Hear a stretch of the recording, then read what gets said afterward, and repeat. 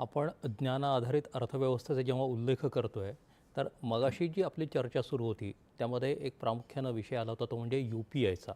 आज चहाच्या टपरीपासून ते मोठ्या उद्योगांपर्यंत यू-पी-आयचा वापर होताना दिसतोय. डिजिटल व्यवहारांच्या या बदलानं भारताच्या अर्थव्यवस्थेत आणि नागरिकांच्या व्यवहारामध्ये कोणता फरक घडवलेला आहे? मी थोडंसं एक याचं थेरॉटिकल आणि एक प्रॅक्टिकल अनालिसिस करेल जास्त वेळेला. हं, हं, हं. मला वाटतं की आर्थिक समावेशन आणि डिजिटल पेमेंट यांचं अत्यंत घट्ट नातं आहे. हं, हं, हं, हं. भारताच्या संदर्भात पाहिलं तर डिजिटल पेमेंट हे केवळ व्यवहाराचं साधन नाही राहिलेलं आहे. हं, हं, हं, लाखो लोकांच्या औपचारिक आर्थिक व्यवस्थेशी जोडणारं साधन राहिलं आहे. हं, आपण हं. थोडंसं एक 10-12 वर्ष मागे जाऊन पाहिलं तर बँकिंग व्यवस्थेपासून बराचसा वर्ग दूर होता हं, हं. आणि त्यांच्याकडे खाती नव्हती. कर्ज मिळणं हे फार डिफिकल्ट होत होतं. अनुदान नव्हतं. एजंट ही कल्पना होती कुठल्याही गोष्टी करता कुठल्याही सरकारी कार्यालयांमध्ये एजंट्स होते. मध्यस्थांवर अवलंबून राहावं लागायचं. आता जनधन योजना, आधार कनेक्टिव्हिटी, मोबाईल कनेक्टिव्हिटी यांनी जी एक इकोसिस्टम तयार केली, त्याने ही परिस्थिती बदलायला लागली.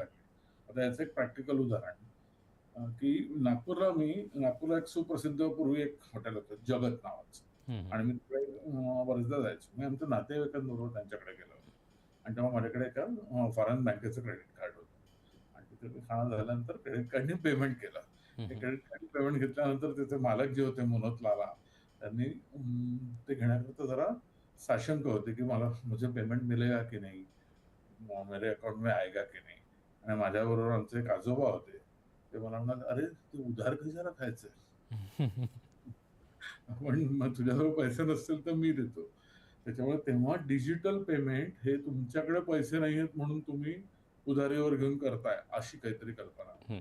ते क्रेडिट कार्डशी साधारण कदाचित त्यांचा तो तसा क्रेडिट संबंध कार्डची जोडला. होती. हां. तेव्हा यू-पी-आय वगैरे नव्हतं. हां. त्याच्यामुळे त्यांना असं वाटलं की क्रेडिट कार्ड म्हणजे अरे हा काय ₹150-200 याच्या खिशात नाहीत म्हणून हा उधारीवर घेतोय काय. हं, हं. पण पण आज जर का तुम्ही पाहिलं तर शेवटी आता जे पैशाला असं म्हणून ना लक्ष्मी असते.